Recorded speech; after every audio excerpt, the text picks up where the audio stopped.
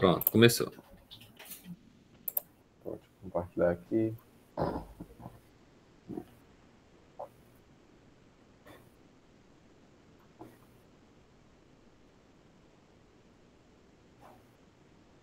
Pronto. Conseguindo ver aí a tela?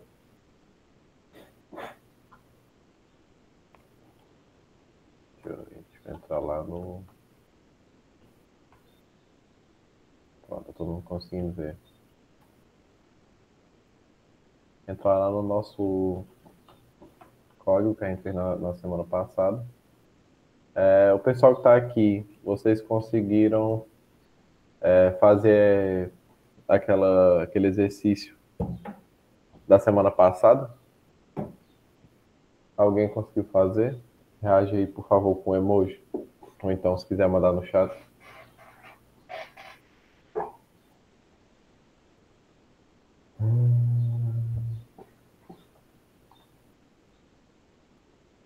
Ninguém conseguiu.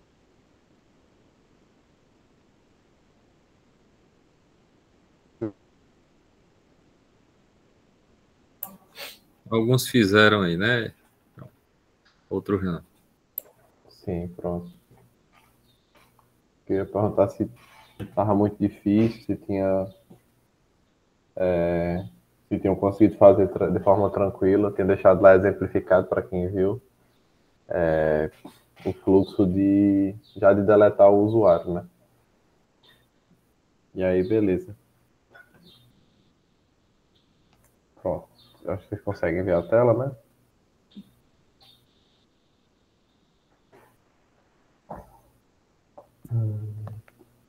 Pronto. Começar aqui.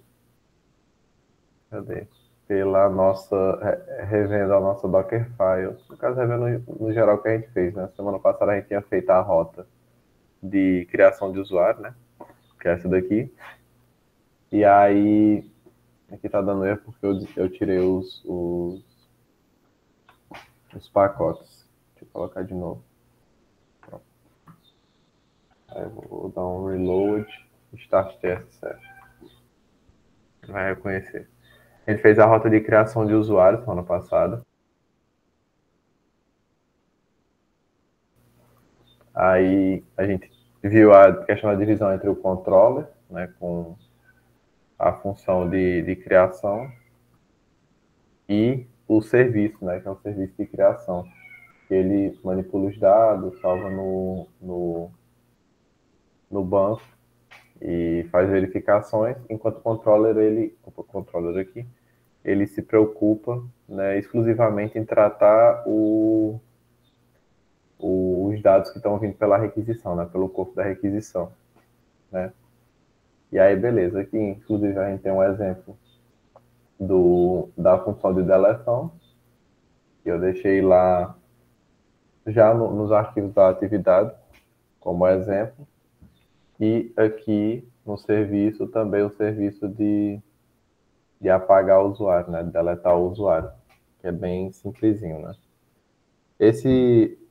Vale citar que esse serviço aqui, essa rota, ela dificilmente vai ser dessa maneira, né? Porque aqui o que a gente tem na nossa rota é o seguinte: a gente tem simplesmente uma rota que você passa o ID do usuário e qualquer pessoa consegue deletar esse usuário, né? O que não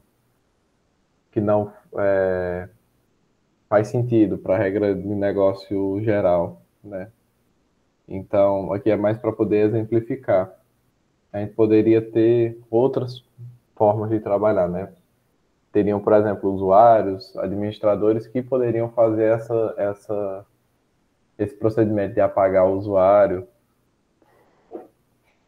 ou quem sabe, por exemplo, o próprio usuário apagar a sua conta, né? Isso seriam procedimentos mais próximos do mercado, né? Do, do que a gente faz de verdade. E aí, beleza.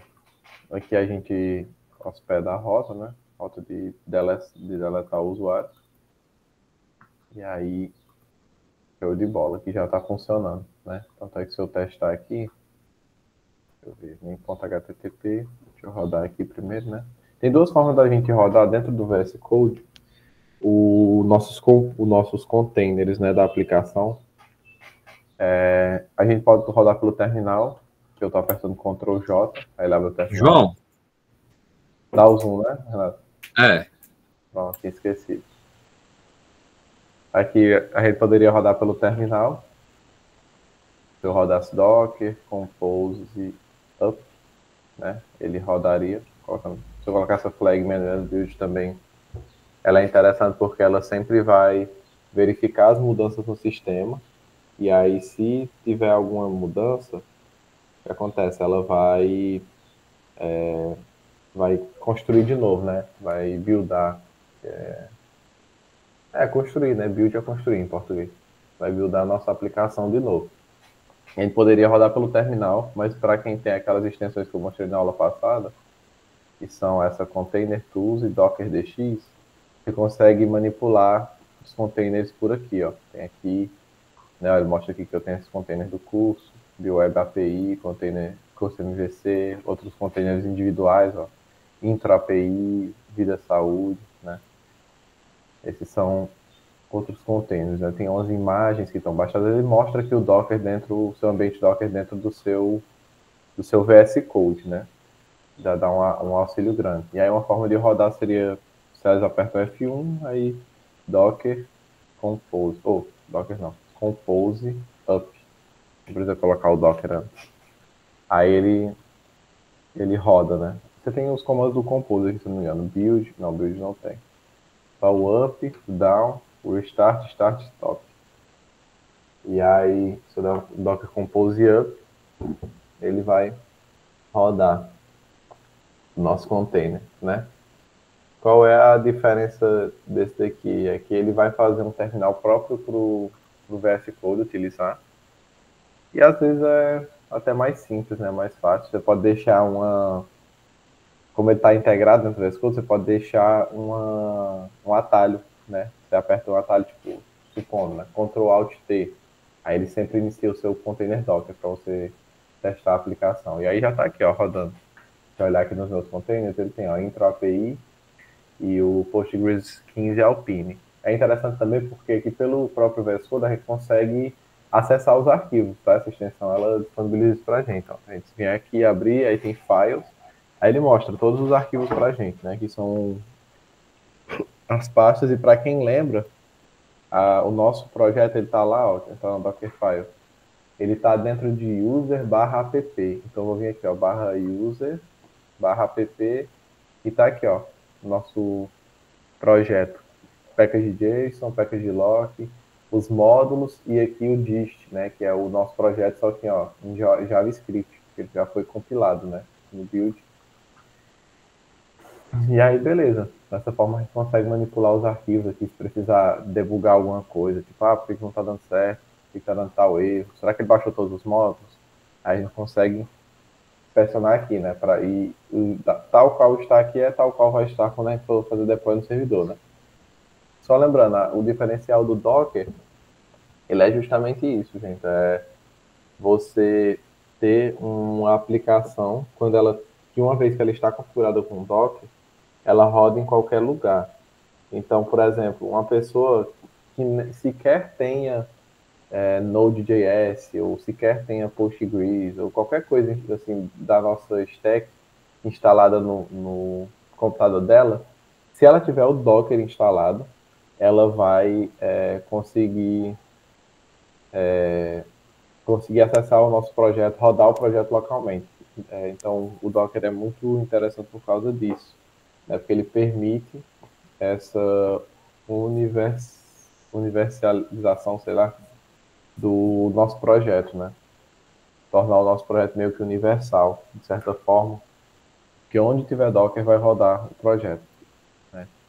E aí, beleza, aqui a gente tem os nossos arquivos. Se eu quiser abrir um terminal aqui dentro também, ó, eu posso abrir um terminal attached shell, aí eu consigo dar um ls, que mostra os arquivos que tem dentro, ó, tudo. Consigo manipular por meio do terminal, se eu quiser sair. Aí, tem outras opções aqui, ó. inspecionar, abrir no browser. Deixa eu ver o que esse abrir no browser faz. Opa, ele abre os endpoints. Eu só nunca tinha utilizado, não. Você reiniciar, parar, né? Enfim, tem várias coisas. Da mesma forma para o nosso container do Postgres. Nosso container do Postgres. Aí poderia, sei lá, manipular o banco de dados. Eu dou um attach shell aqui e rodar o PSQL. Acho que é assim o comando. É assim. E aí, por meio aqui do PSQL, eu poderia entrar dentro do container e acessar ele e tudo mais. Enfim. Né? Mas a gente não vai manipular o banco de dados dessa forma. A gente vai pela aplicação e também utilizando essa extensãozinha aqui do Iridium Database. A gente consegue criar uma conexão, né? Colocar a nossa conexão aqui e ela pode ser acessada, né? Tipo, intro API, chamar assim, hostGREE, localhost 432, tá certo? E aí o username, eu não lembro. Vou ver aqui na .env, né? Nossa env. Username Docker, password Docker e database intro underline API. E aí eu acho que deve funcionar, que a conexão é válida. Tanto é que se eu criar essa conexão, ele já está mostrando aqui, ó, que a gente já está dentro do nosso intro API. Users, ele mostra aqui a descrição da tabela. Né? Tem 2 usuários cadastrados, né? Jonathan e Jonathan, só muda o e-mail. E aí, por exemplo, já para testar a nossa rota, vamos pegar aqui o ID dele, né? Vou pegar esse ID e vamos testar lá no main HTTP. Main HTTP. E aí, rota de deletar o usuário, por exemplo. Deixa eu testar lá se está validando. Bateu, voltou. Tentar deletar o usuário que a gente pegou o ID. Né? E aí, deixa eu clicar no lugar errado. Que é o send request. E aí ele disse que é o 204 no content. Quer dizer o quê? Que 200 sempre é status de sucesso. Quando eu digo 204, quer dizer que eu fiz a operação com sucesso, não tenho nenhum conteúdo para retornar. E aí se eu tentar mandar de novo o mesmo ID, como já foi apagado esse ID, ele vai dar 404. Ó. User not found. E aí perfeito. Tanto é que se eu voltar aqui no Iridium e entrar no Intro API, olhar os usuários, ele só tem um usuário agora, ó, one row total. E aí, beleza. É uma forma da gente usar manipular o banco de dados, né? Esse aqui é o SGDB. Tem outras formas de mexer, tem aplicativo próprio, como por exemplo, o que eu gosto de usar, que é o Debeaver. Eu acho ele muito bom. Né? Eu usava antes o Hive SQL, eu acho. Só que aqui para o Linux não tem versão do Hive SQL. Aí desde então eu uso o Debeaver, também é muito bom. E no próprio VS Code, a gente tem mais extensões, né? Esse Iridium é só uma extensão. Tem esse Database Client, que ele também é muito bom. Só que o problema dele é que ele é pago. Então, algumas coisinhas nele você não consegue fazer. Tem que ter uma assinatura dele. Mas ele é muito bom também. Né?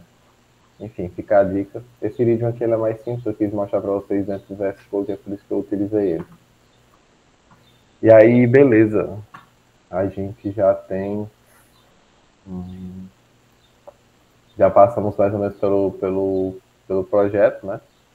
Tudo que a gente fez semana passada. E expliquei também algumas coisas, né? Algumas funcionalidades, né? O Docker, só revisando, ele é uma tecnologia de containerização das aplicações, né?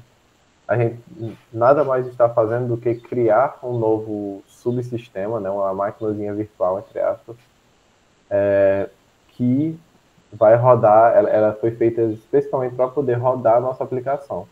Então, é como se eu tivesse aqui um sistema operacional, aqui eu estou com Ubuntu, né? Estou usando o Ubuntu 24.04. E aí, quando eu crio um container Docker, eu estou criando nada mais nada menos que outra outro sistema operacional dentro do meu sistema, né? E aqui, no caso, eu estou usando, eu acho que é Alpine também aqui, né? No Node, é isso mesmo, tá aqui. Estou usando Node.js, né, versão 22, e no SO Alpine. Né? No caso, Alpine quer dizer que ele vai pegar um Linux, né? Que ele é um Linux extremamente enxuto. Então, ele é muito leve e ele tem um alto desempenho e um baixo custo de espaço, né? Porque a gente vai estar recriando um sistema operacional, então às vezes pode ser um pouco custoso, né? E aí, beleza.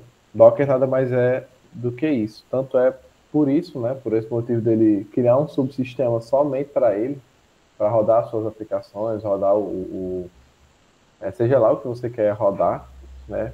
Tanto é por isso que ele garante que sempre vai funcionar o seu sistema, por causa que ele cria o sistema do zero, né? Ele cria o sistema do zero para rodar a sua aplicação, né? E aí, como é que o Docker sabe que ele tem que criar o sistema? E esse sistema tem que ter Node.js instalado, e aí ele tem que fazer o build da aplicação Node.js, tem que rodar o script, aí depois tem que, para rodar o sistema, ele tem que rodar o script npm start, né? Como é que ele sabe disso? Porque a gente, por meio dessa Dockerfile, vai configurar, né? Foi isso que a gente fez. Aqui a gente começa dizendo, ó, que from Node 2.22, isso aqui é a versão do Node, eu quero que do Node 22 seja a base do nosso sistema, né? Seja um sistema que tenha Node.js instalado na versão 22, né? E aqui eu especifico esse Alpine, já falei algumas vezes, para poder escolher a versão mais performática, né? Com maior desempenho, né? A gente tem aqui no Docker Node. Tem várias versões. Cadê? A gente tem essa Alpine e tem outra que ela é muito boa também, que é esse aqui, ó, Bullseye. Bullseye. Né? E tem o Bullseye Slim também. São as versões mais utilizadas, porque elas são justamente as versões mais enxutas, né, do sistema. Beleza, a gente diz aqui, olha, que a gente vai criar, isso aqui a gente está criando uma etapa, né, essa etapa eu vou chamar de desenvolvimento, e aí eu vou dizer que eu vou trabalhar, né, o workd no /user/app, vai ser a nossa pasta. Isso aqui fica a cargo de vocês, a gente pode personalizar isso da forma que achar melhor, o padrão que achar melhor. E aí depois eu vou copiar tudo que tiver pacote, né? E alguma coisa escrita, né? Começa com pacote e tem alguma coisa escrita antes, né? Com package. E termina com .json, que seria o quê? Esses dois arquivos aqui, ó. Package.json e packagelock.json. Ele vai copiar os dois. Para onde? Ponto barra quer dizer que ele vai jogar aqui para dentro, ó, dessa parte. Depois eu vou rodar um npm run, rodar um npm CI, que é o clean install. Basicamente ele vai instalar versões de dependência que ele sabe que funcionam. Então ele vai usar o quê? Ele vai se basear por esse package lock aqui, ó. Porque esse package lock é justamente isso. Ele meio que anota assim, olha, da última vez que ele rodou o projeto, ele estava usando o Biome.js na versão 2.2.6 e estava funcionando normal. Então, se instalar essa versão, é certeza que funciona, né? E aí esse CI ele vai seguir estritamente isso. Depois a gente vai copiar aqui, ó, ponto barra para ponto barra. Esse ponto barra ele é no meu computador e esse aqui é dentro do container. Quer dizer o quê? Que a gente vai copiar todo o nosso projeto aqui, ó. Tudo aqui de dentro do projeto lá para dentro do user/app, né? E por último, né, depois que a gente copiou todos os arquivos, a gente vai rodar o build, né? npm run build, que vai gerar o nosso código JavaScript, né, resultante. E aí, perfeito. Depois que terminar essa etapa, né, que tem uma etapa, a etapa de build, a gente vai criar uma outra etapa, que também é no Node 22, Alpine. Eu vou chamar essa etapa de produção, porque ela é a etapa final, né, que ela vai para a produção. E aí eu coloco aqui um argumento chamado nodeend, né, igual a production. É o valor da nossa variável de ambiente, e aqui eu defino, o ambiente, o end, vai ser igual a esse argumento nodeend. Eu poderia só ter colocado aqui production direto, mas na primeira vez que eu fiz a Dockerfile, eu vi num fórum, aí o cara tinha feito desse jeito aqui, e desde então eu faço dessa forma. Não tem muita diferença, tá, gente? Se eu só substituir isso aqui por production direto, iria funcionar. E aí, enfim, depois eu digo, declaro onde é que eu quero trabalhar, né? Na pasta user, app. Isso aqui, lembrando, gente, é uma nova máquina, tá? Por isso que eu estou refazendo essas etapas, porque é como se ele criasse um novo sistema, né? Um novo subsistema, para poder trabalhar só com essa parte de produção, né? Esse aqui ainda existe, só que a gente já está em um outro sistema dentro do próprio container. E aí, beleza. Copio de novo, por isso que eu estou repetindo muita coisa. Copio de novo, package, tudo que iniciar com package e terminar com .json, né? Os arquivos. Aí vai copiar os dois lá, block e package.json. E aí, por último, ele vai rodar um npm run CI de novo, só que dessa vez ele vai omitir as dependências de desenvolvimento, né? Isso quer dizer o quê? Que essas dependências aqui, ó, TypeScript, TSX, TypeSnode, TypesExpress, Bytecrypt, Biome, vão ser todas ignoradas. Elas não vão fazer volume, né, de armazenamento, porque elas não vão ser baixadas. Ele vai baixar só o que é necessário para rodar o sistema e não desenvolver ele, né? Porque essas dependências aí, elas são somente para a gente, enquanto está desenvolvendo. E aí, beleza. Por último, ele vai... Por último não, quase por último, ele vai rodar o copy, e aí eu especifico aqui a flag from development, então ele vai copiar lá do sistema que a gente estava mexendo antes, esse aqui, ó, a gente é configurado para fazer o build. Aí a gente vai copiar o quê? Justamente o nosso resultado do build, esse dist, né? Vou copiar user app dist. Vou jogar aqui dentro da pasta dist. João Pedro, mas como é que você sabe que o nosso build, né, o resultado do nosso build vai vir para esse arquivo dist, e não para um arquivo chamado build, ou então out, ou qualquer outra coisa? Porque a gente configurou lá no tsconfig, ó, lá no comecinho, quando eu configurei, no começo do projeto, a gente descomentou essas duas linhas. E aí isso basicamente define, né? Aqui, ó, outd.dist. E aí basicamente é aqui que eu defino. Se eu colocar aqui como pamonha, ele vai jogar dentro de um arquivo, não, esqueci o nome, de uma pasta chamada pamonha. Qualquer nome que eu colocar aqui, dá certo, né? E aí, beleza. Ponto barra dist. Né, eu vou copiar lá do desenvolvimento, essa etapa aqui. Vou copiar esse arquivo, né, essa pasta, e vou colocar aqui dentro, né? Que é do meu workd, né? E aí, beleza. E por último, para poder rodar e iniciar o nosso sistema, a gente roda cmd npm start. E aí pronto. Tá rodando o nosso sistema na máquina, né? E aí, beleza. Aí a pessoa analisando esse contexto aqui, ela pode pensar onde é que entra o banco de dados, né? Porque a gente não configurou, né? O banco de dados, geralmente, ele já vem configurado, né? Os containers que a gente acha dele, que eu tinha mostrado na semana passada, cadê? Ele... Postgres, né? Eles já vem configurados, é basicamente só para a gente utilizar. Pronto. E aí, beleza. Cadê? Aqui, ó. Aqui é o do Postgres, por exemplo. Ele tem todas as versões dele aqui, 18, 16, 17. E a gente poderia também fazer uma Dockerfile, mas mais para o banco de dados, né, para configurar o banco de dados, mas se a gente fosse manipular algum banco de dados, mas como, por exemplo, eu não vou mexer em configuração do banco de dados, em estratégia de randomização, né, que tem como você modificar, ou então mexer em time zone de banco de dados, nada do tipo, eu simplesmente vou utilizar o padrão. E aonde que a gente vai utilizar esse padrão? No próximo arquivo, que é o docker compose.yml, né? Esse docker compose, ele é basicamente o que vai orquestrar a nossa aplicação como um todo, banco de dados e aplicação, né? Aplicação TypeScript. E é o que acontece. A gente vai ter, obviamente, um banco de dados, né? E a gente vai ter uma aplicação para poder escrever nesse banco de dados. A estrutura dele, ela é assim, ó.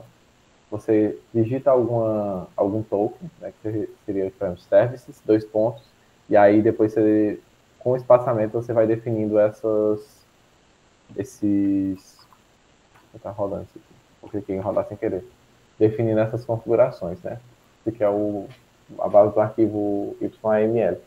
Outra coisa que eu tinha esquecido de mostrar, ó, vocês estão vendo esse run service aqui, ó, então run all services. Isso aqui é da extensãozinha também do Docker, ó. Então se eu quiser rodar, por exemplo, só a aplicação, eu consigo rodar. Se eu quiser rodar só o banco de dados para testar alguma coisa, eu também consigo rodar clicando aqui, ou se eu quiser rodar os dois. Isso é muito... Isso ajuda muito no desenvolvimento, né? E aí, beleza. Eu vou dizer que eu tenho uns serviços, né? E quais serviços serão esses? Aqui eu dou o nome do serviço. Aqui eu estou dando o nome de DB, que é database, né? O nosso serviço. A imagem dele, né? O que é que ele vai ser? Ele vai ser uma imagem do Postgres 15 Alpine. Ou seja, ele vai lá no Docker Hub puxar essa imagem do Postgres para poder utilizar aqui. Ela já vem configurada por padrão para funcionar o Postgres, né? E aí, o nome do container vai ser esse aqui, ó, DB Intro API. Essa opção Restart Always, ela é interessante porque, tipo assim, se der algum problema, às vezes, geralmente é de rede, ou então, algum probleminha que seja, ele não para a execução do código. Ele fica reiniciando, tentando várias vezes para ver se o código volta a funcionar.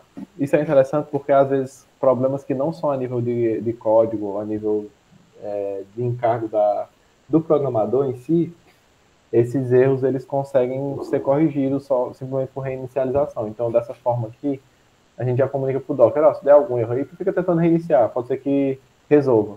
E aí, se não resolver, uma hora o programador, o pessoal da equipe deve perceber e aí entra em ação para poder arrumar, né? E aí, beleza.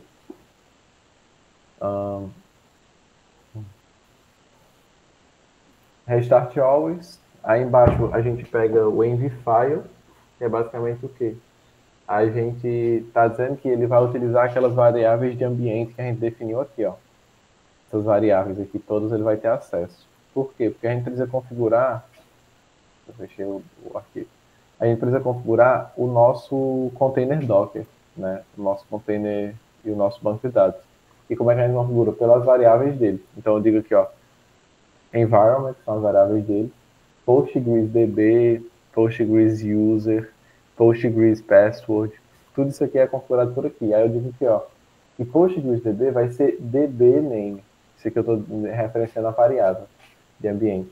E essa variável de ambiente, ela está dentro da env-file, que a gente definiu em cima. Então, ó, PostgreSDB vai ser DBName, PostgreSuser vai ser DBUser, e PostgreSpassword vai ser DBPass. E beleza. Aí aqui em volumes, a gente diz que, no caso eu estou dando um nome aqui para o volume, pgdata vai ser esse caminho aqui, ó, do PostgreSQL. Esse caminho aqui é onde fica armazenado os arquivos do Postgres, basicamente. Né? Aqui eu estou criando o volume e estou dando um nome para ele. Mais para frente eu vou retornar nisso, porque isso aqui é importante para a gente ter uma persistência dos dados e não perder esses dados quando a gente apaga o container ou algo do tipo. E aí, beleza. Depois a gente põe as portas, né? Esse DB port é a porta que eu quero utilizar lá no end, que eu estou usando a 5432, por exemplo, e eu vou estar remapeando ela para a porta 5432 interna. O que significa? Porque como a gente tem dois sistemas, né? Aqui a gente teria até três, né? Porque é um para o banco, um para a nossa aplicação e o sistema operacional que eu estou utilizando, né? Cada sistema tem suas interfaces de rede e tem suas formas de comunicação e disposição de portas, de endereços, enfim, né? O que um sistema normal tem. E aí aqui basicamente eu estou dizendo que a minha porta do meu sistema aqui, ó, Ubuntu, esse aqui, ó, 24.04, a minha porta, cadê a porta mesmo? 5432 que eu defini aqui, ela vai ser equivalente à porta 5432 desse container aqui. Então, quando eu acessar a minha porta do meu Ubuntu, eu vou, na verdade, estar acessando a porta de dentro desse meu sistemazinho aqui, ó, do DB. E aí, beleza. E esse network eu não vou falar ainda, porque a configuração dele está aqui embaixo. Aí depois eu retorno falando sobre ele. E aí, perfeito. Dessa forma que a gente tem configurado o nosso container. isso é muito interessante porque isso aqui é uma coisa muito interessante do Docker, por quê? Porque, por exemplo, eu não tenho mais banco de dados instalado nas minhas máquinas. Hoje eu estou usando o Ubuntu, mas, por exemplo, eu estou pensando em trocar para Zorin OS 18. Eu realmente estou pensando, não é um exemplo. Ele é uma distribuição Linux, e aí se eu migrar de uma dessa distribuição aqui para outra, eu consigo voltar já a trabalhar imediatamente, porque só de eu instalar o Docker na outra, eu já consigo ter qualquer banco de dados que eu quiser. Então, se eu quiser usar MariaDB, Postgres, quiser utilizar MongoDB, enfim, qualquer banco de dados que eu quiser, é só eu rodar ele por meio do Docker, né? Eu não preciso ficar me preocupando em instalar um ou outro. E eu tendo esses arquivos aqui, ó, esses arquivos Docker Compose de configuração para os meus projetos, eu não preciso me preocupar ainda menos, porque eu simplesmente entro. Se eu quiser entrar aqui no arquivo e clicar Run All Services, bom, ele vai rodar, sabe? E se eu quiser entrar em outro computador e tiver Docker nesse computador, Windows ou Linux, tanto faz, ele roda da mesma forma, eu não preciso me preocupar. Isso aqui é a mágica do Docker, né? Por isso que ele é tão importante e influente hoje em dia. E aí, beleza. Aqui embaixo a gente tem outro serviço, que eu vou chamar de app. Você pode botar o nome que quiser se chamar de intra-API também aqui poderia. Mas eu gosto de chamar dessas duas formas, né? App, esse build, o que ele significa? Ele é a mesma coisa, meio que a mesma coisa desse image aqui, ó. A diferença é, image é para quando a gente tem uma imagem lá no Docker Hub, no site do Docker, e esse build é quando a gente configurou por meio da Dockerfile. Nesse caso, a gente configurou por meio da Dockerfile aqui, ó. Então, eu digo, olha, você vai criar o meu container de acordo com esse ponto, significa de acordo com a Dockerfile que está na raiz do projeto. Tá aqui, ó. E aí, beleza. Container name, vamos dar um nome para o nosso container. App intro API. Show. E aí, restart hours, né? A mesma coisa. Se der algum erro, por qualquer erro que seja, que para a execução do código, aí ele fica reiniciando, para ver se consegue resolver por conta própria. Port, né? Aqui é muito parecido com o que eu coloquei lá em cima do Postgres, né? Eu estou mapeando uma porta minha, do meu computador Ubuntu, para uma porta específica da minha aplicação, né? Nesse caso aqui, a porta é a 8000. Eu coloquei aqui, ó, porta 8000. Inclusive aqui deveria estar assim, ó. Cadê? Eu acho que essa aqui seria uma forma melhor de fazer.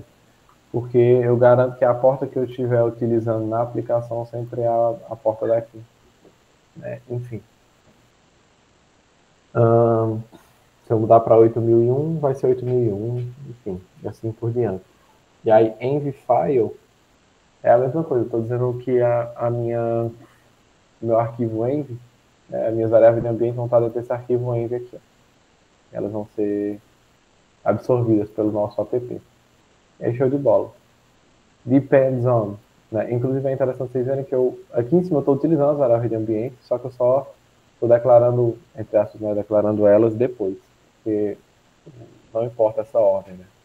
Ele roda meio que tudo em paralelo e simplesmente funciona.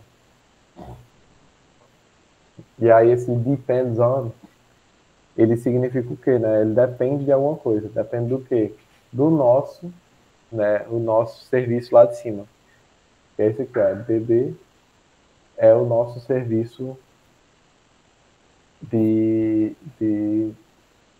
banco de dados. Então, eu estou dizendo, olha, para rodar esse serviço aqui, você precisa que esse serviço aqui de cima esteja rodando e funcionando.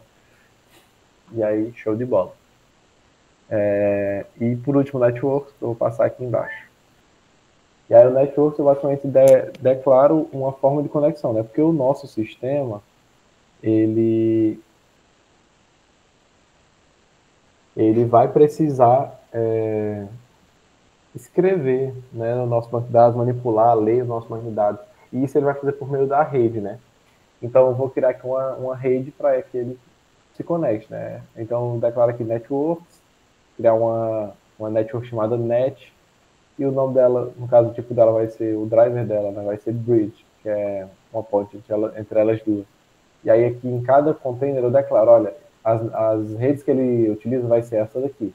Os networks que ele vai utilizar vão ser net. Se tivesse outros, eu poderia listar aqui outras, olha, mais para baixo, mas ele só vai usar net. Então ele está conectado nessa net.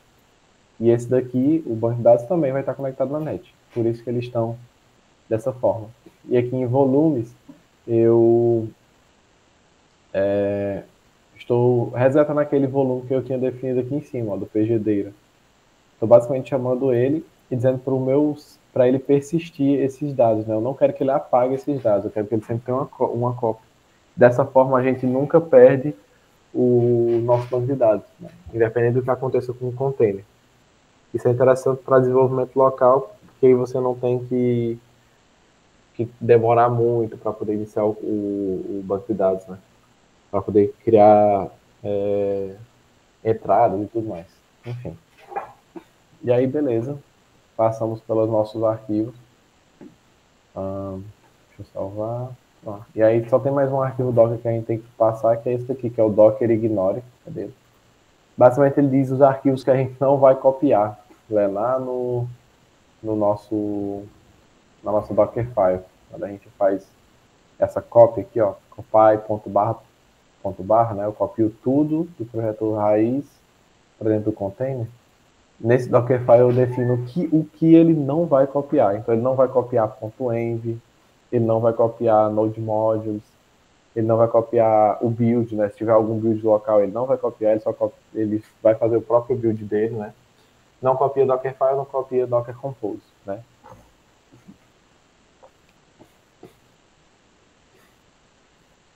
E aí, deixa eu ver aqui. Pronto, perfeito. E aí, show de bola. Passamos pelo Docker. Ver se tem alguma dúvida.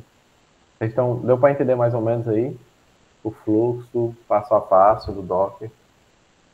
Se deu para entender, manda um legal. Se não deu, manda um legalzinho para baixo, né? Um dislike. O Gustavo conseguiu, o Rafa também. Cadê o resto do pessoal? Marcos Antônio, Maria Laís. Deu para entender? Cairon. Ok. Show de bola, então. Acredito que os demais também tenham conseguido compreender. Docker, qualquer coisa, se o pessoal estiver um pouco perdido ainda, porque tipo assim, não é obrigatório vocês entenderem tudo agora, né? Eu mesmo passei muito tempo. Eu acredito que geralmente o pessoal quando está iniciando essas técnicas, não só no Docker, né, mas tecnologia no geral, outras tecnologias novas, a pessoa passa um tempo que ela só vai na inércia, né?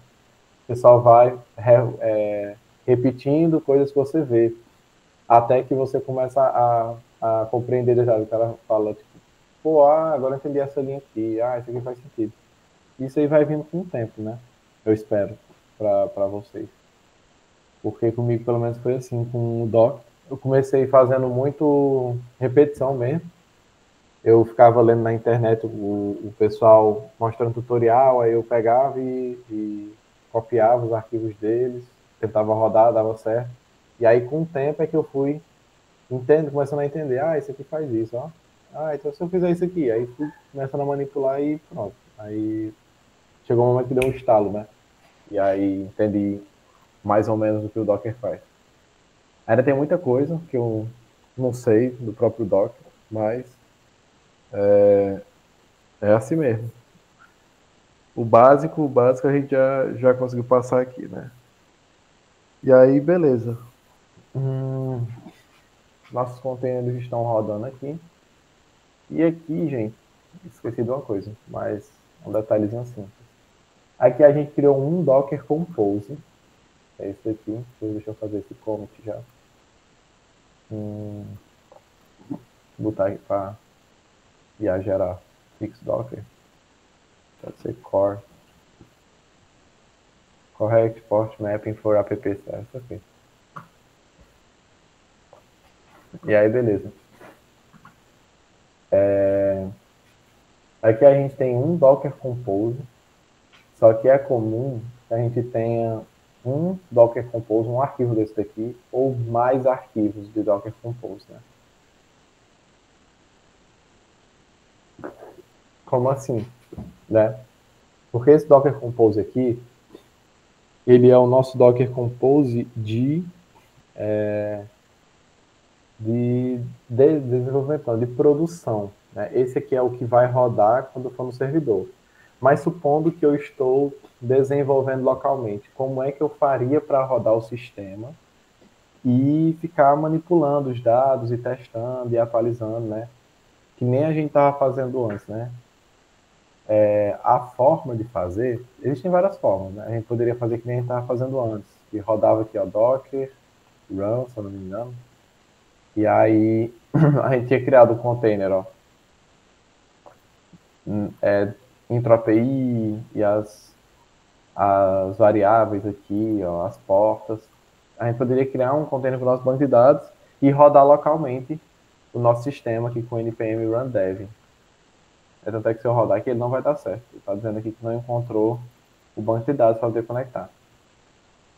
Outra forma seria, eu já vi gente fazendo, o cara vem aqui no Docker, né, deixa eu parar isso aqui, ó, compose stop, ele vai parar, pronto, parou. Ele vem aqui nos serviços e inicia só o banco de dados, aí beleza, o banco de dados está iniciado. Aqui, ó, Postgres 15 Alpine. Aí vem aqui no local dele e muda aqui de DB para 0.0.0, que é tipo localhost aqui, a mesma coisa. E aí ele dá npm run dev. Aí ele, ó, data source initialized, quer dizer que ele está funcionando e ele está acessando o banco de dados do container, né? Esse aqui. É uma forma de trabalhar também, funciona. Né? Você vai codar normalmente, ele vai atualizando, vai escrevendo lá no banco de dados do container, né? E aí, beleza. Só que tem uma outra forma que eu acho melhor para trabalhar e que fica tudo melhor dividido também, né? Fica cada um na sua responsabilidade, que é criando. A gente não fez um Docker Compose, né? Para a produção, né? Para colocar o nosso aplicativo em deploy, a gente poderia fazer também um Dockerfile, não um Dockerfile não, uma Docker Compose para poder trabalhar no desenvolvimento. Como é que a gente faria isso? Eu ver aqui, eu estou buscando o meu arquivo, então vou ter que fazer do zero e só explicar para vocês, mais rápido. A gente, resumidamente, iria copiar toda essa estrutura, só que a gente iria alterar algumas etapas, né? Vou pegar aqui e vou fazer do zero com vocês, eu acho que é melhor.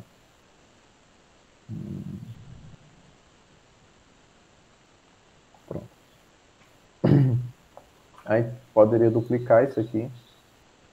Cadê duplicate? E aí aqui eu chamaria de Docker Compose. E aqui eu colocaria, por exemplo, .dev.yml. Dockercompose.dev.yml. E aí, beleza. Esse aqui seria o Compose de desenvolvimento, para que a gente consiga desenvolver nossa aplicação. E esse aqui seria o Compose de produção. Cara, a gata... Oh, meu Deus do céu. A gata entrou aqui embaixo da minha mesa, aí tá mordendo minhas pernas. Como é que pode? A gata é um bicho infeliz mesmo. O cara tá quieto aqui, ele vem mexer com você. Enfim. Vamos continuar aqui. Como é que pode? Gente, a gente só copiou o arquivo, tanto é que os dois estão iguais. O que a gente vai fazer? No nosso Compose de desenvolvimento, a gente basicamente não vai mexer no nosso serviço de banco de dados, né? Porque meio que vai ser a mesma coisa. A única coisa que eu faria seria retirar o restart e aqui o nome do container, que está db intro API, eu gosto de colocar, né, para justamente não dar conflito, colocar um novo tracinho chamado, colocar dev, né, especificar que ele é do dev. Ou então, pode colocar no início também, tipo, dev db intro API. E aí, beleza. Eu vou colocar no final, que eu acho que fica melhor. E aí, retirei o restart. E, basicamente, o nosso serviço de DB está ok, né? Do banco de dados. Agora, no nosso serviço de app, a gente vai modificar algumas coisas, né? No nome do container, né? Já começando por ele, também vou adicionar o dev. Vou retirar esse restart always.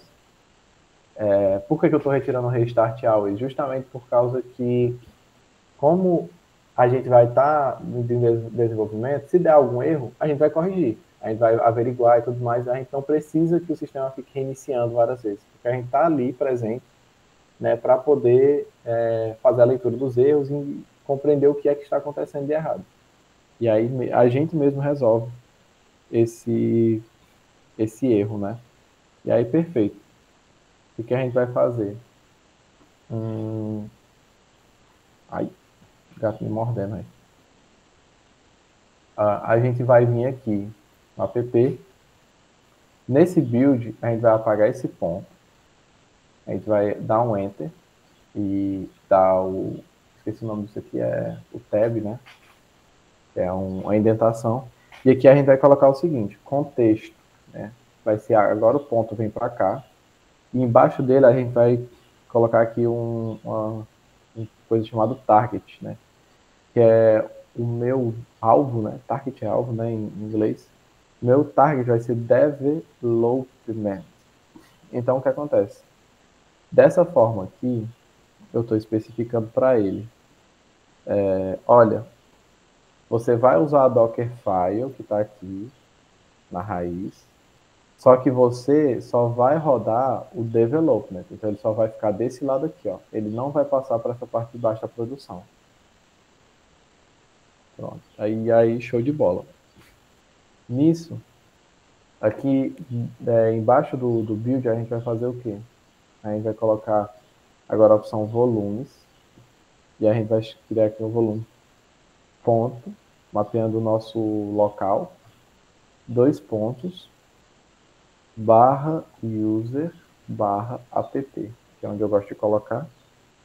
E depois outro volume que vai ser barra user barra app node modules.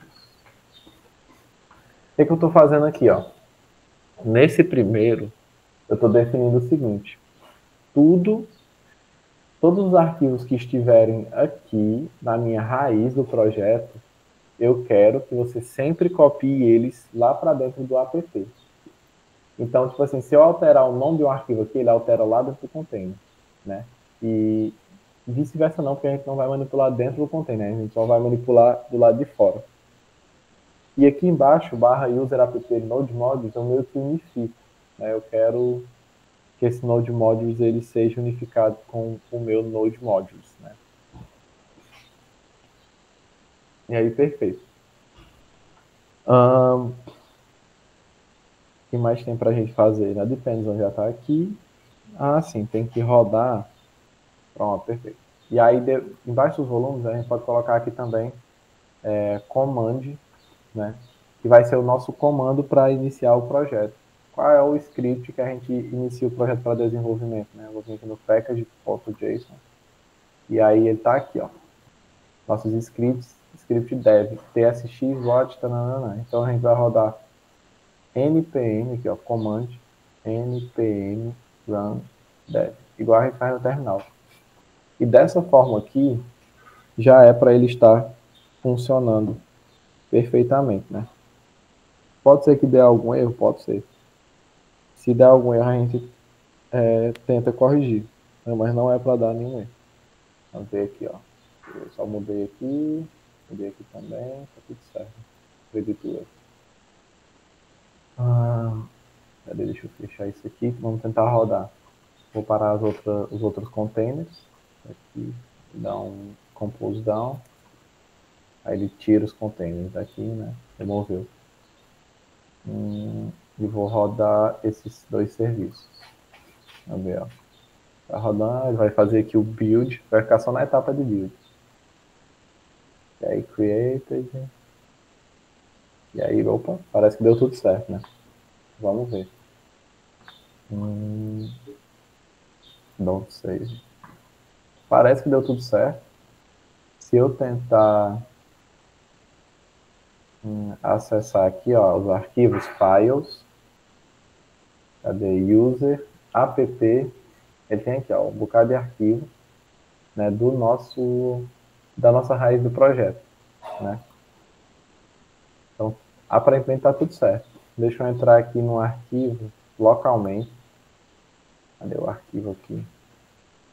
Entrar aqui nesse main.ts. Eu vou adicionar um comentário aqui no final. Tipo, updated. E salvei. Salvei aqui, né? No nosso, lá dentro do nosso container, o container está aqui. Se eu entrar aqui no src main.ts dele, né? Open. Ele já está aqui, ó. Vocês podem ver, updated, porque eu atualizei, porque ele fica copiando, ele mantém os arquivos de acordo com o que estão no meu computador. Se eu voltar lá, né, deixa eu fechar e abrir de novo. Cadê? Aí, ele não atualizou, mas ele era para atualizar. Mas, enfim. Eu acho que talvez seja porque eu tá com ele aberto aqui, então ele fez tirou tipo uma print dos arquivos. Vou ver, attach shell, ls, ls, src, cat, src, main. Pronto, aqui ele já atualizou, ó.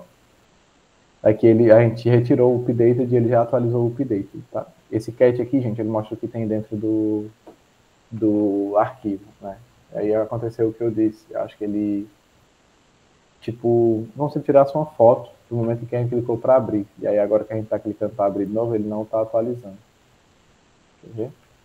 Ele ainda está com a versão do update mostrando aqui no VS Code. Mas o que importa é que lá já está atualizado dentro do container. Só não tá registrando, né? Deixa eu ver aqui, isso aqui é o quê? Refresh. Tentei atualizar, deixa eu ver se ele atualiza aqui. App, cadê app? O user, app, src main.ts. Não vou bater cabeça com isso, não. O bicho tá me trollando. Enfim. Aqui tá dando certo. Como é que a gente tem certeza que está dando certo? A gente vem aqui em container, deixa eu dar um logs, cadê? View logs, no nosso container.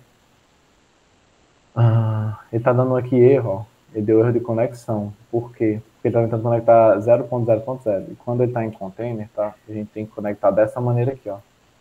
Em vez de ser o 0.0.0, tem que ser o nome do serviço. O nome do nosso serviço, ele é DB. Então, eu vou salvar isso aqui. Eu não acho que vá reiniciar. Não reiniciou, deixa eu reiniciar por conta própria aqui. Ver se ele vai. Senão eu tenho que dar um compose down e um compose view logs. Deixa eu ver. Pronto, aqui. Ele ainda está tentando com 0.0. Então aqui eu vou dar um compose down. Perfeito. Fechar isso aqui. E aqui no nosso compose de desenvolvimento, vou dar um run all services de novo. Ele deve funcionar dessa vez. Ok. E view logs. Pronto, agora está dando certo, porque eu tive que parar o container e iniciar ele com as variáveis de ambiente corretas, né? E aí, aqui ele já está funcionando, está expondo essa porta para a gente acessar. Então, se eu vier lá no nosso arquivozinho main.http, mandar send request, ele já me responde, né? E da mesma forma, se eu vier aqui, ó, deixa eu deixar um pouquinho menor para vocês verem. Reparem que esse server, isso aqui, essa mensagem vai atualizar. Eu vim aqui no main e vou botar de novo o comentário, por exemplo. Qualquer coisa aqui. E salvar, ó. Ele atualizou aqui embaixo. Por que ele atualizou aqui embaixo? Por causa que ele reconheceu a mudança. Então, o nosso ambiente de desenvolvimento já está funcionando, porque ele está reagindo às nossas mudanças. A gente vai codando aqui, vai modificando coisas, e ele vai se adaptando lá. Tudo isso em container. Então, a gente agora tem um Docker Compose para trabalhar, né, para poder fazer o deploy da nossa aplicação, que é esse da esquerda. E a gente tem um Docker Compose agora para poder a gente rodar no ambiente de desenvolvimento e conseguir utilizar a nossa aplicação no container, né? Então só precisa rodar de novo quando faz alguma alteração nas variáveis de ambiente, né? É isso mesmo, Rafa. Porque como as variáveis de ambiente estão intrinsecamente ligadas lá com a parte de build, né, dos nossos containers, ó. Aqui, ó, ele vai configurar o banco de dados, aqui ele vai configurar umas portas, né? Aí essas variáveis, elas não alteram, se a gente ficar dando restart, você teria que dar dois comandos, que é o docker, não, mas você aqui mesmo. Seria o docker compose down e o docker compose up, né? Por que eu, às vezes, vocês vão ver eu sempre rodando docker compose up, adicionando mais um negocinho na frente, que é um menos build. Porque esse menos build, ele é tipo uma flag de segurança. Eu digo assim, olha, não é necessário, mas faça o build de novo dos containers, só para garantir que não vai dar nenhum BO.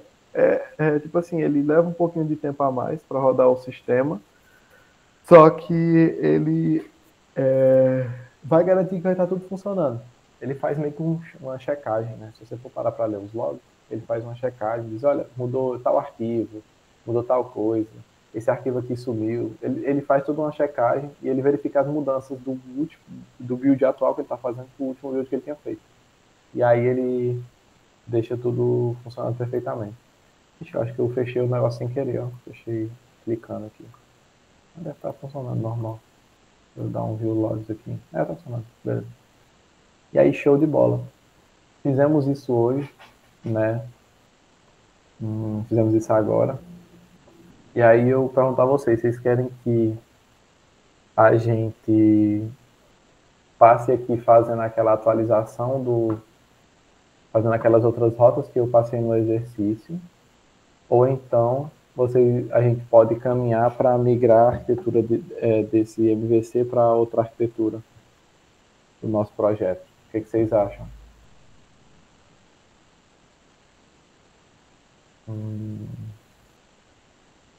A gente resolve o nosso exercício, né?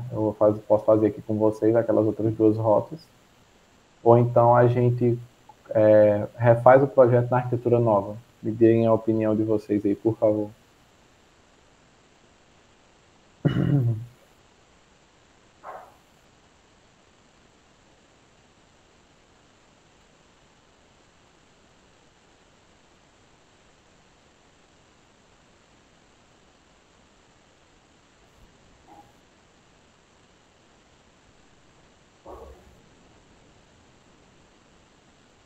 Tá com dúvida, Gustavo? Ah, ok. E o restante do pessoal?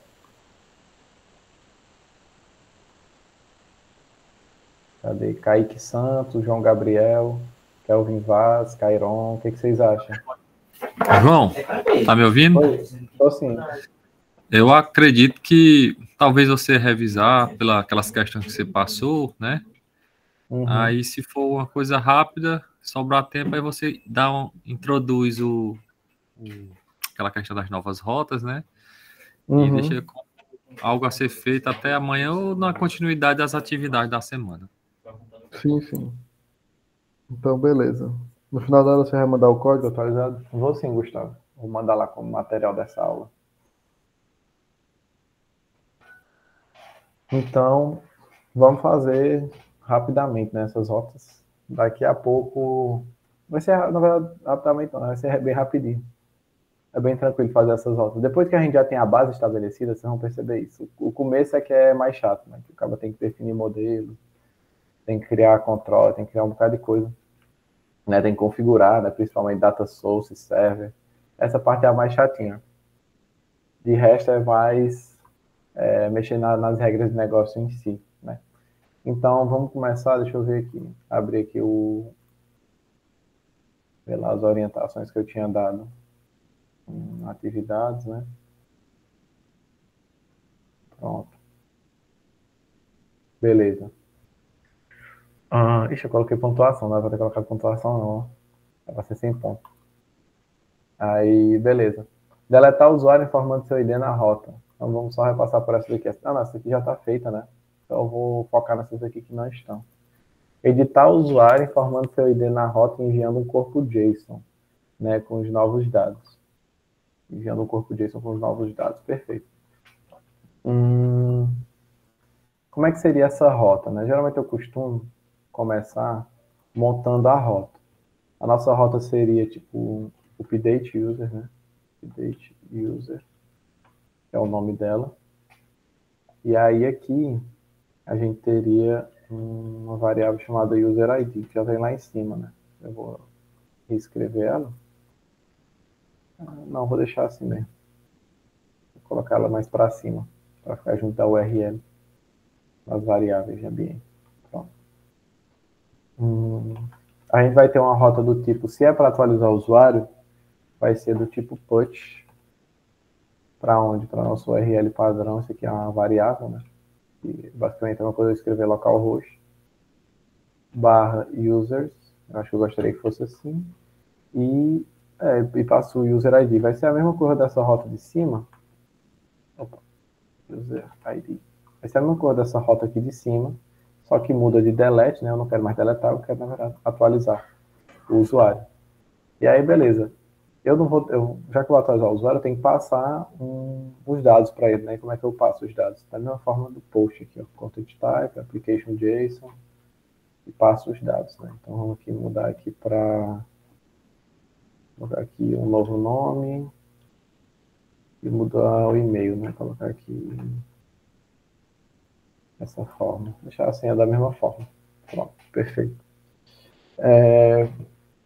Se eu fizer aqui mandar a requisição, ele vai dar um erro, né? 404. Só cannot put, por causa que essa rota não existe, né? Essa rota ainda não foi definida, mas a gente já tem a estrutura dela aqui para quando ela estiver configurada. Então a gente vai começar a pensar nela, né? De dentro para fora. Primeiro, começando pelo serviço, né? Vamos criar aqui o serviço rapidinho. Assim que update user, vai ser o nome do nosso serviço. E aí, nesse update user, a gente vai precisar de 2 parâmetros, né? Deixa eu definir logo essa interface lá em cima, né? Vai ser update user input, vou chamar assim. E aqui em cima eu vou criar. Cadê? Update, interface, update user input. A gente vai receber ID, ID vai ser string, né, que é nosso ID. A gente vai receber o restante dos dados dela, que é esses aqui de cima, ó, name, e-mail e string, né? Ok. E ele vai responder como, né? A gente vai responder com um tipo update user input, aqui vai ser output, igual, aí o tipo, né, nosso tipo específico. Eu vou responder com tudo isso, só que com alguns dados a mais. Vamos ver. Então, omit, né, igual a gente fez lá em cima, vou pegar o create, o update user input, que a gente colocou aqui em cima. Vou omitir a senha, porque eu não quero passar a senha no retorno. E vou adicionar a flag created at, que é do tipo date. E aí, show de bola. Reparem que isso aqui está bem parecido com isso daqui, ó. Vai ser a mesma resposta, basicamente. Esses dois tipos aqui são exatamente iguais. A diferença aqui é que eu já coloquei o ID, né, no começo. E nesse outro aqui ele não tinha ID, né, porque ele só estava recebendo os dados, né. Enfim. Mas é interessante você, por mais que eles sejam literalmente iguais, é interessante você separar eles, né, de certa forma, porque eles são iguais em seus tipos, mas eles não têm responsabilidades iguais, né? Esse aqui ele é para criação de usuário, então se eu quiser mudar alguma coisa no retorno, na resposta da criação do usuário, eu vou mudar nele, e esse aqui é para atualizar o usuário. Então é interessante a gente deixar separado, por mais que sejam exatamente iguais, né? E a gente vem aqui e a gente vai desconstruir o objeto. Eu vou querer tirar dentro dele o e-mail né? Tirar o ID, tirar o name e o password do objeto que vai vir para atualizar, né? Para a atualização do usuário. E eu quero responder com uma promessa de update user output. Perfeito. Ele vai ficar apitando o erro aí até a gente responder da forma que ele espera. Show de bola. Como é que a gente vai fazer isso, né? Primeiro a gente vai pegar o repositório, const repositório, vai ser igual a this repo, é a nossa funçãozinha lá que retorna o nosso repositório de usuários no banco de dados. E aí a gente vai fazer uma verificação, né? Const existing é igual a wait repository, repository ponto find one by, e aí eu vou procurar ele pelo ID que ele me passou, né, na rota. E aí eu vou colocar aqui not existing, né, que é o exclamação, quer dizer, negação, não existir, throw new error, user not found, né, usuário não encontrado. Show de bola. E aí o que a gente faz? Aqui a gente já tratou o caso de o usuário não ser encontrado. Mas se o usuário for encontrado, então a gente vai atualizar ele, né? Perfeito. Aqui ele retorna já uma instância de usuário. Como é que a gente poderia fazer?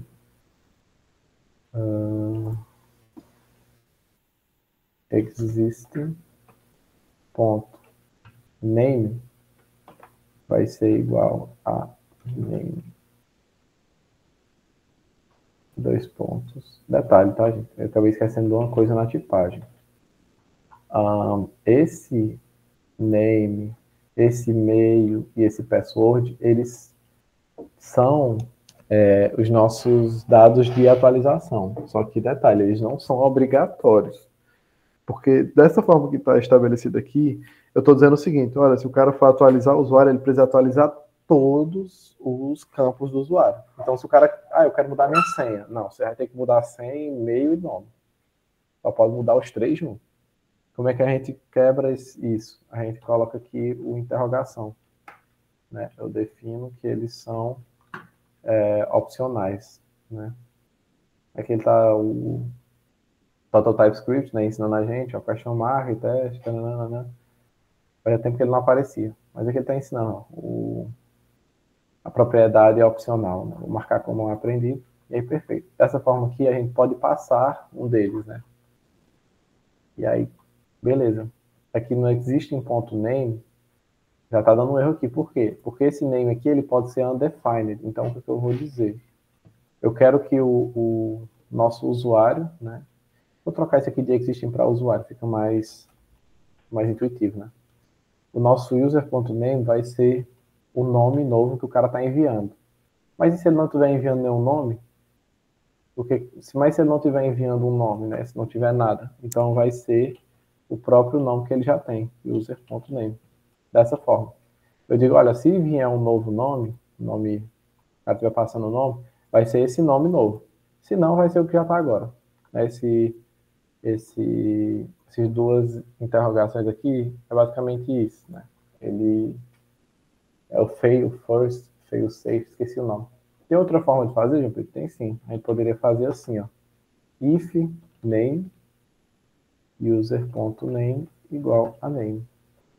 É uma forma de fazer também. Eu estou dizendo assim, olha, se tiver nome, se o cara tiver passado algum nome, você vai atribuir esse novo nome. Se não, não faça nada, entendeu? Ele só entra nesse if se o nome não for undefined, né? Tanto é que aqui, ó, ele diz, ó, pode ser string undefined, né? Mas dentro do if, ele só executa se o nome não for undefined. Se eu botar o mouse, ele já diz, ó, ele é string, de certeza, porque se ele entrou aqui, ele é string. É uma forma de fazer. Mas eu vou fazer dessa forma aqui. Eu não sei por quê, mas eu acho que isso tanto faz, né? O que a gente for fazer. Só para não botar o código de ifs, né? Vários ifs. E aí embaixo a gente vai ter user.email, vai ser igual a e-mail que ele passar, ou user.email que ele já tem, né? Caso não tenha. E aí a única diferença vai ser o password, porque o password a gente tem que fazer tem que criptografar o password, né? Então a gente vai criptografar ele, ó, dessa maneira. Eu tô vendo ali que já vai dar 9h20, então eu vou só terminar esse serviço e aí a gente volta para fazer o resto, né? E aí basicamente como é que vai ser? Eu vou dizer aqui, ó, if, aqui eu vou usar o if, password, eu vou fazer, eu vou abrir aqui e vou fazer um bloco, né? O hash, vou criar um hash para o password e user.password vai ser igual ao hashed, né? A criptografado. E aí, perfeito. Nisso, a gente pode simplesmente rodar um await repository, é meio errado, repository.save e passar a nossa entidade usuário, né? Que está modificada localmente, ele vai salvar ela no banco de dados. E aí aqui é para ele retornar nada, né? Ele não retorna um usuário. Então vou... se ele der um erro, ele vai dar um throw. Enfim, eu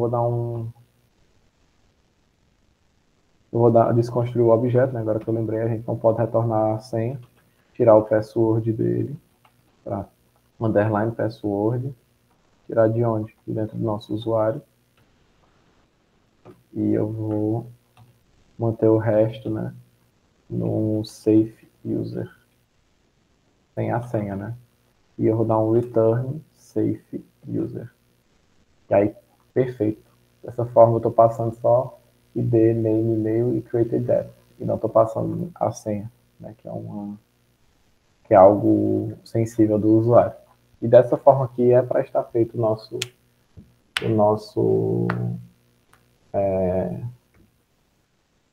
serviço de atualização de usuário.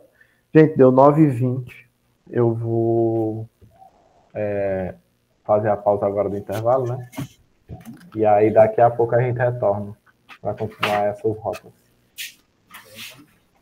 Tranquilo, João Pedro. Eu vou pausar aqui a gravação, tá bom? A gente volta daqui a uns 20, 25 minutos. Beleza, show de bola.